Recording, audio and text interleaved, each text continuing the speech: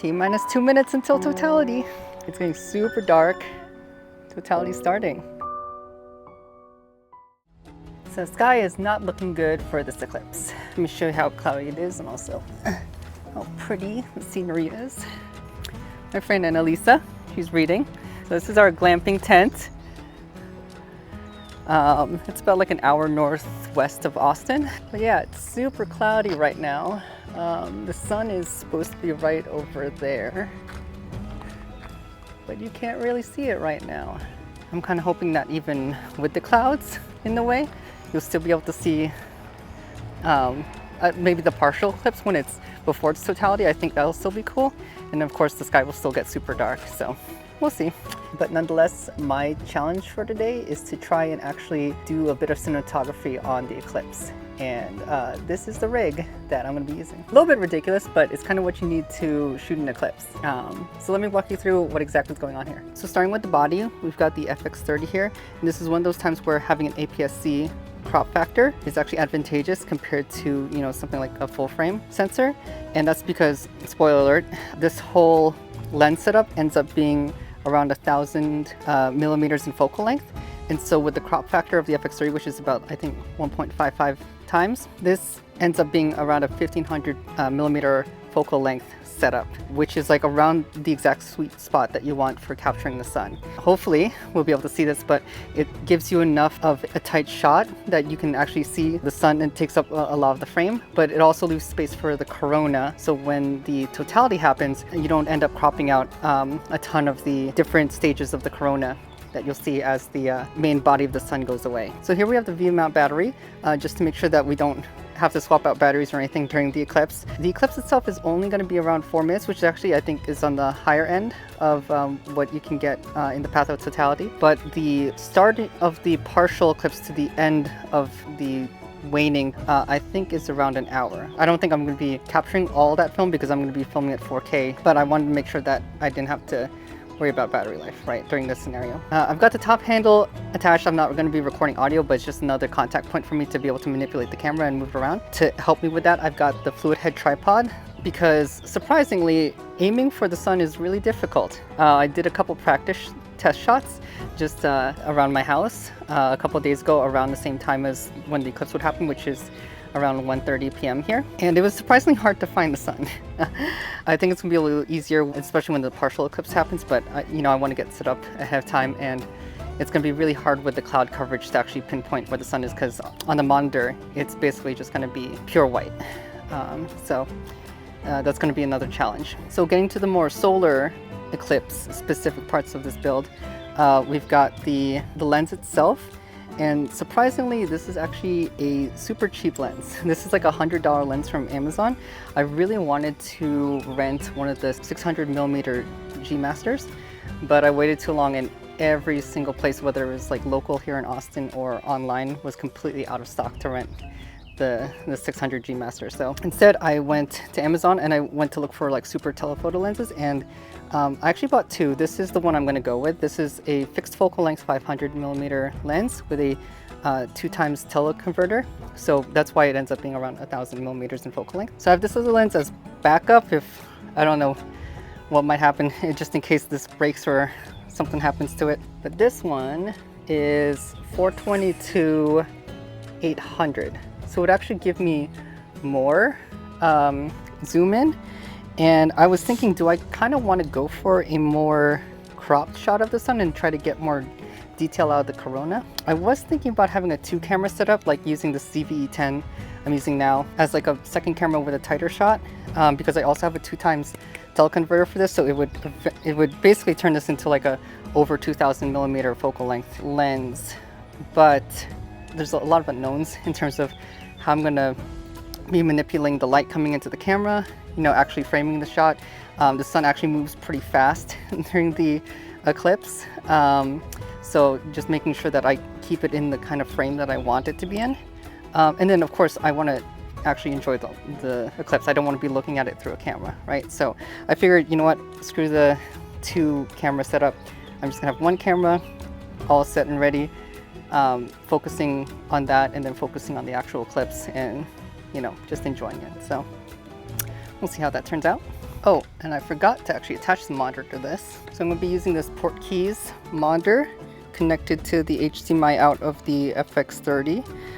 And that is to help me with the focus. This is completely manual lens, which is also why it's only $100.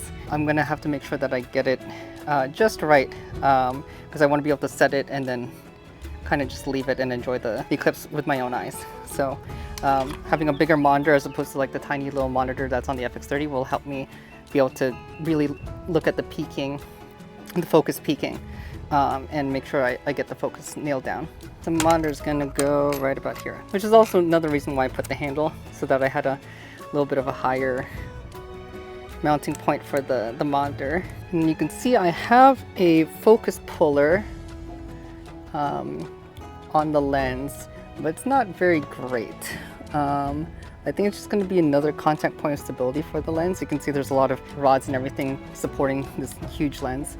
So I might just still manually turn it here, but it does prevent a lot of the wiggling and shaking that would happen. And then the last really cool part and really essential part of this build, let me rotate this guy down a bit. I've got this matte box attached to the front of the lens. This top flag is usually meant to block out the sun, but obviously we're trying to shoot the sun today. So it's acting more as just a protective layer for this filter, the solar filter that I've kind of DIY'd for the front of this lens. So the material on the solar filter is the exact same like shiny reflective material, or looks shiny reflective material that's on the solar glasses. Just as your eyes need protection from all the powerful UV rays and just the amount of light coming through and energy hitting your retina, the sensor also needs to be protected from that. So yeah, like you can point your camera at the sun for like a little bit and it'll be just fine. But if you're going to be pointing at it for over, an hour, it's going to damage the sensor. So definitely don't want to burn the sensor on this FX30. So yeah, I've got a solar filter on here. So this will be useful for when the sun isn't quite in totality yet. I'll be keeping this on basically until we hit totality in order to protect the lens. But that's kind of where the matte box system is super useful, is once we do hit totality, I can just pull this filter out. I've never shot an eclipse before, so I have no clue how much the exposure changes from having the filter in front during partial to no filter with totality. But that's part of the challenge, the technical challenge of filming an eclipse. But on the off case that it is too bright, then the matte box makes it easy to slide in this VND filter here so that I can manipulate the amount of light getting into the lens, but we'll see. That'll be all gain time decisions. On top of that, the lens itself has a minimum f-stop of 8.0, which I wouldn't want to go any lower than that, honestly, because we're not worrying about bokeh or anything fancy like that with the sun. The easier it is to get the sun in focus, the better. Yeah, that's pretty much the gist of the setup. So now we just have to wait for the clouds to part and wait for the eclipse to happen. They're parting, but they need to part later. All right, T-minus 45 minutes or so until the start of the partial eclipse. Thankfully it's not raining and it's just cloudy, and the clouds, they're quite full in the sky, but they're a little spotty, so hopefully we'll be able to see a little bit of the eclipse.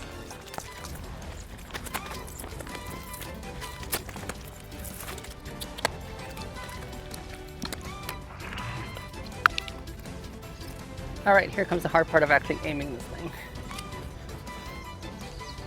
All right, aiming for this thing. You have no clue if I'm hitting the sun or not. It's just pure white. Okay, so partial totality should be starting now, but as you can see, it is super cloudy and you can't see a darn thing. You have a full hour of partial eclipse before the totality starts, so we have time. All right, the sun's peeking through enough, so let's try to find it. I swapped out the solar filter for the VND filter because we don't really need it right now. And so I'm just hunting for the sun, which again is surprisingly difficult. Oh, there's the sun. I have found the sun. So you can see the sun right there, and right now it's completely bright white. And hopefully it's actually beneficial for me that I can see the clouds. so that I can try to focus on the sun. Oh, I see it. Oh, you can see the partial eclipse. Okay, so you can see right there. Yeah, that's see? what I saw with my glasses. Yeah, so now I need to try and focus on the sun. Let's see if the... Oh, okay, the solar filter is useful for this right now. Wow. So I'm popping on the solar filter. Now I just need to focus on the sun. This is actually super cool. The clouds in front of the sun are actually super nice. Holy crap. This is so cool. Yeah, so here's the view for the naked eye, or with the V&D, with this camera with the V&D filter on max, versus what you see in the FX30. So the solar filter is doing a lot of work. I'm actually really happy with the cloud cover because it makes the image so much more interesting than if it's just the eclipse on a bright sunny day. So it's working out fine so far. The challenging things is just how fast the sun moves. So you're always kind of having to adjust it in order to like keep it in frame. And it's really hard because with the cloud cover, it keeps going in and out. And so sometimes it'll be gone for like 5 minutes and then it will have moved significantly. And you have to like search for it again. So T-minus 2 minutes until totality. And I'm actually taking this filter off now because it's getting super dark. We got about 1 more minute until totality. It's getting super dark. Turn that up. Oh my gosh, it's so dark now. Whoa. Holy crap. Whoa.